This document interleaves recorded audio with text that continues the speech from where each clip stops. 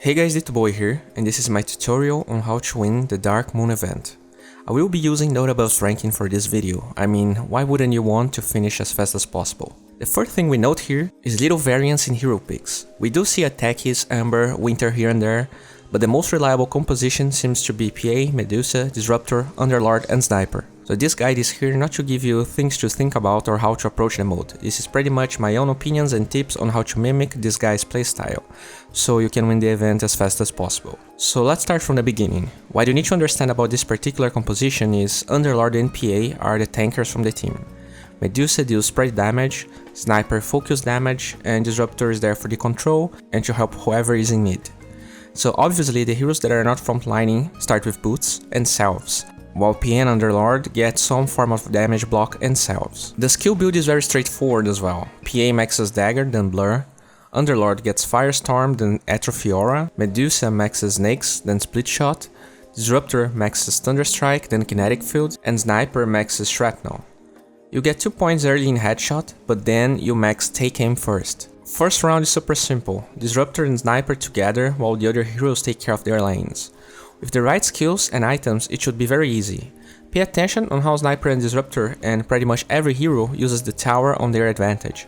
Instead of fighting in the river like most people, they prefer to tank damage but at least under the tower. One quick note is Disruptor using the TP to help Medusa as well as grab the gold bags she wouldn't otherwise be able to get.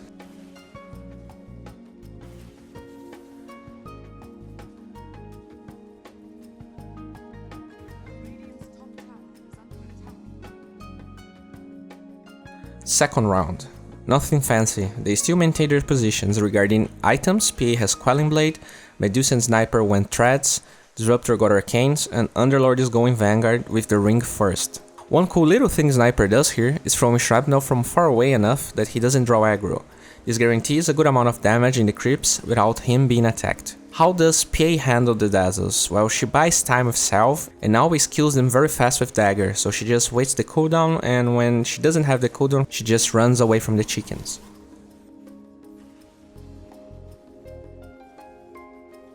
Third round. Morbid Mask on Sniper, Claymore on PA, Gloves of Haste on Medusa, Underlord with finished Vanguard and Disruptor going Veil. One thing to note about PA is that she always buys one salve every round, and Underlord until she has Vanguard.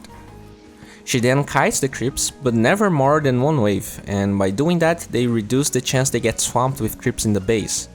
And this is the best tip you can get in this mode. By always drawing aggro instead of letting the towers fall, they maximize the amount of damage the towers deal. Round 4. Broadsword for PA and another salve. Mask of Madness for Sniper, Veil finished on Disruptor, Underlord going Mach, and Medusa gets a Mithril Hammer. As the Disruptor, you need to identify from which lane there will be a bigger spawn of creeps. I don't really understand these minigames so well, sometimes it feels like some rounds have that extra wave clearly, but others do not. In any case, your job as a Disruptor is keeping an eye on who needs help. Most Disruptors, including myself, like to spend the ult right away to have it on again, but here pay attention how he holds on it. He waits for the big wave to be together to the other one, they draw aggro and easily deal with it. And PA keeps using the tower as a means to do damage while buying time for her dagger, tanking the creeps as best as possible, and delaying them as his team that has damage deals with the rest of them. Round 5. Mech ready for Underlord, Maelstrom almost done on Sniper, Disruptor going for Octarine, Medusa with Maelstrom, and PA has Battle Fury. In my opinion, the reason this lineup is so common and so easy to win is that they can manage the first levels relatively well, but what they are really good at is farming gold at stage 5 and 10. Disruptor is the best hero here, with no shadow of a doubt, since he can trap the chicken with Kinetic Field, and Medusa and Sniper in round 10 farm ridiculously well. I really like Disruptor's play here. He goes for one random lane to see if he gets lucky, but with a TP, he is able to go to the right lane right away. So he has the chance to instantly trap the chicken, but even if he fails, he can help his team. And this, ladies and gentlemen, is why you max Kinetic Field instead of Glimpse. The extra seconds locking the chicken allows them to farm a lot. Round 6. Medusa is going towards Butterfly, PA gets a Naked Morbid Mask that later will become a Satanic. Nothing new on Disruptor, and Underlord is going for Greaves, while Sniper has Maelstrom ready. Just to emphasize, look how Underlord fights every fight in that position. He positions himself right at the edge of the tower range and tanks everything. Medusa uses the stun from the snakes to focus the warlocks while dragging them into the base instead of letting them take the towers. And since there are no creeps showing in other lanes, Sniper and Disruptor help Underlord. I also like how PA keeps drawing aggro until someone can show up to help her, and then she can blink into the warlocks and they kill them. Round 7.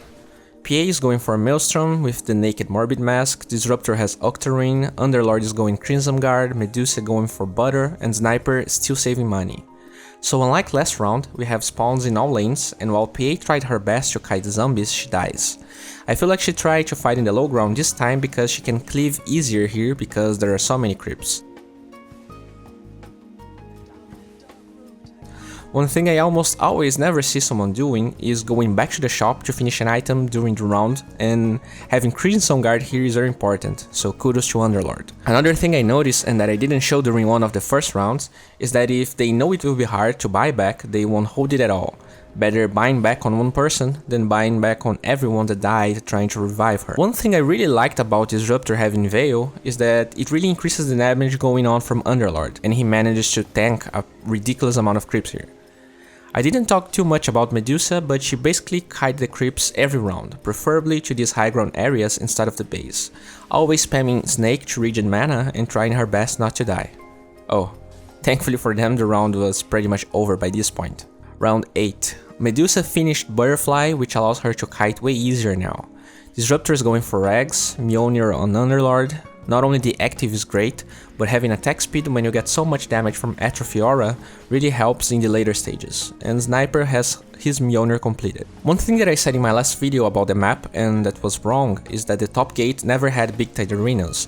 Which lane they come from is randomized, and this is the only route until now I saw Medusa leaving the lane completely to help Underlord, since it's very hard even for him to solo them. While all of that is happening, PA, Sniper and Disruptor keep kiting the creeps, and they die both without buyback. It feels good though to say that this round is indeed very hard, but with a good ult from Underlord they are able to use shrines and finish the round.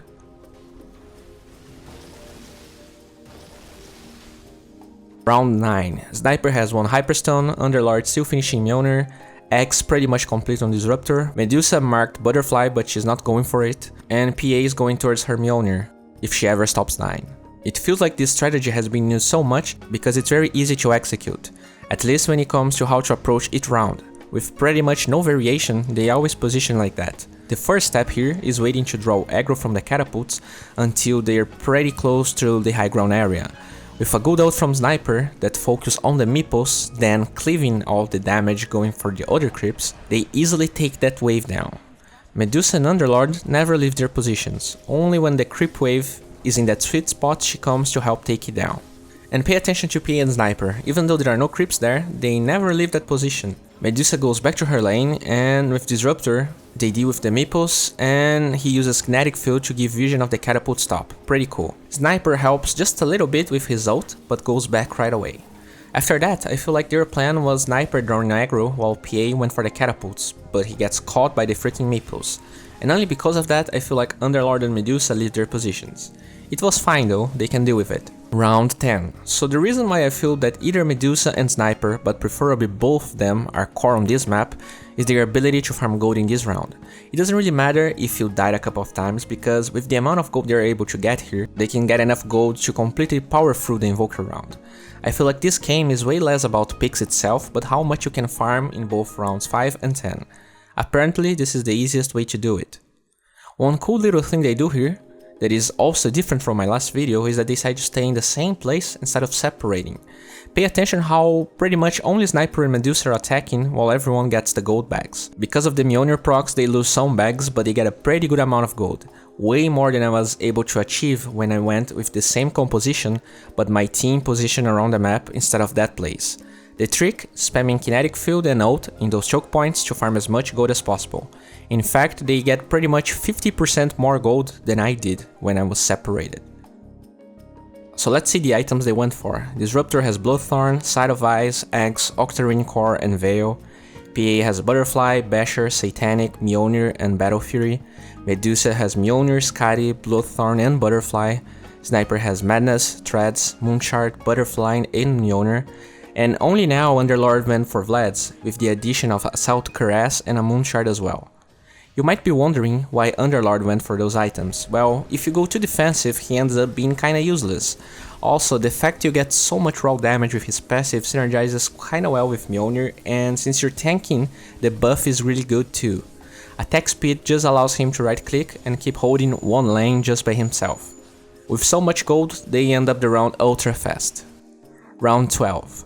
I'm not sure if I mentioned, but Sniper has a Daedalus and a Hurricane Pike now, and PA finished her Abyssal. Abyssal is great to control Invoker late game, and the Bash is just another great point about it. Nothing too different about this round. Sniper is still in that high ground area, PA is still fighting but way less afraid than before, and the only hero that struggles a little bit is Underlord since he doesn't have a lot of vision to deal with the arrows, so he switches places with Medusa. But still a fairly easy round, mainly because of the huge injection of money that their lineup allows them. Round 13. Disruptor gets Refresher, Medusa is working towards her Satanic, PA is going Desolator, and Underlord finishes Solar Crest. So until now we never saw them grouping up like that, and in the Alchemist round this is crucial. They even use Underlord ult to get there. And if you did everything correctly until this point, the round will be very easy as well. PA finishes Desolator, and I don't know if I mentioned that Sniper ate his Moonshard, as well as Underlord. Medusa has Satanic. Pay attention how Underlord can't right click them to death, he keeps kiting them and trying to make the mines explode by themselves. It's kinda the same for PA. Underlord ends up dying though, and we see how useful Satanic is on Medusa. In this round she is the best tanker of them because of Mana Shoot.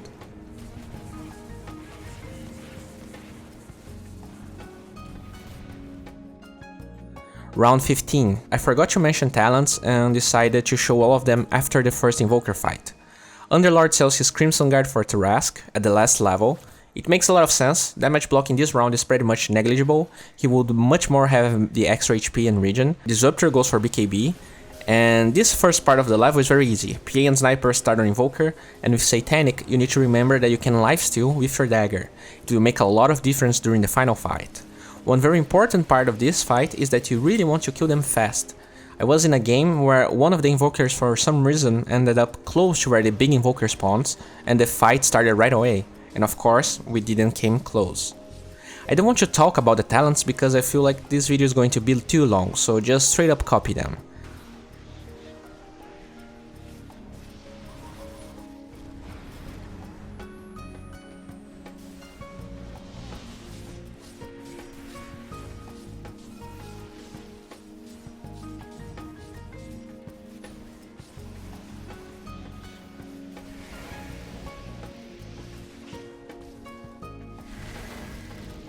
About item decisions, we see some very interesting things.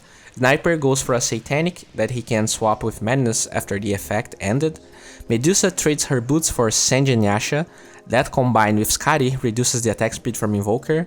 Disruptor gives up on boots as well as Veil for the fight. And that's it, everyone is ready and they have 2 heroes without buyback. But they probably feel very confident in going for Invoker. As the fight starts, the first thing that caught my eye is how Disruptor positioned himself. He didn't want to risk getting used or killed. Before he goes in, no one even procced his Linkens. He's the one to break it, and casts Side of Ice and Bloodthorn right away.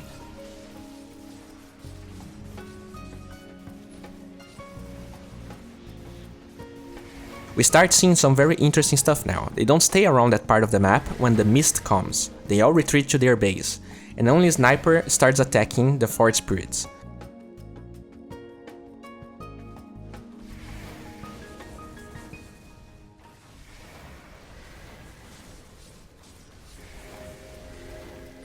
When they are dead, same pattern.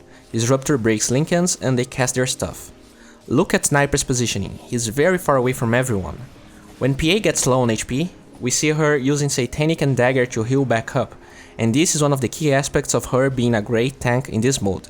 Also, don't spam the skill or else you won't be able to do it when it matters. Pay attention how even though Disruptor used one ult at the beginning, he didn't use Refresher. I try to understand why Disruptor ults at particular times and I'm not really sure why he does it. So if you're really experienced about the map, comment below telling me why. Anyways, the second time he ults is when Fort Spirits start showing up again, and when that happens, everyone backs. And this is a key moment. They deal with Fort Spirits, PA is forced to buy back, and the first BKB Static Storm Refresher combo happens.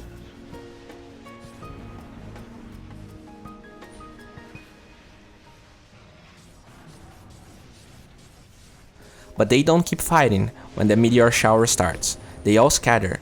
With the exception of Medusa, with her mana shield and Satanic, she's able to power through a lot of damage while controlling the swarm of forest spirits that spawn.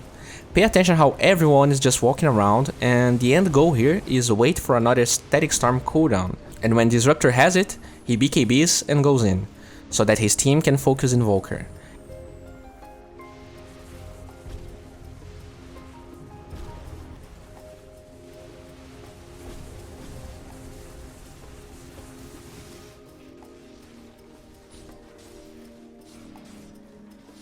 And with enough control from their items, they buy time for another Static Storm, winning. Very hard, but easier to pull off than I thought. It's all about Disruptor and a tanky Medusa to deal with Forest Spirits and all the damage from INVOKER, while they wait for another Static Storm. Well, this wraps up for today. If you enjoyed this video, please guys, give it a thumbs up. And I can't overstate how this video wouldn't ever be possible without the huge help from the Pugna guys, so please, show them some love. Pugna is a platform where you can learn from people like Chessie, Fogged, Slasher, Monib, and get better at the game. They have now great content on 7.0.0, and if you want to raise your MMR, it's a great time. Just figure out the patch faster than others and get those easy wins. And of course, if you enjoy this content, please subscribe to my channel and let's keep learning together. A lot of people hovering around the 4K bracket still have the notion that creep equilibrium is absolute. And I mean, when you're playing safe lane anti-mage with no kill potential, a jungler in your team and gankers in the enemy team, that is probably true. But in this game, N0tail can do way more than just farming 8 creeps per minute. Since Darkseer is jungling, he can force the tower, giving gold to his team without putting himself in danger since he is always healing. Darkseer, as a good offlaner should, goes to defend the tower, but he underestimated Bloodseeker again. Well, the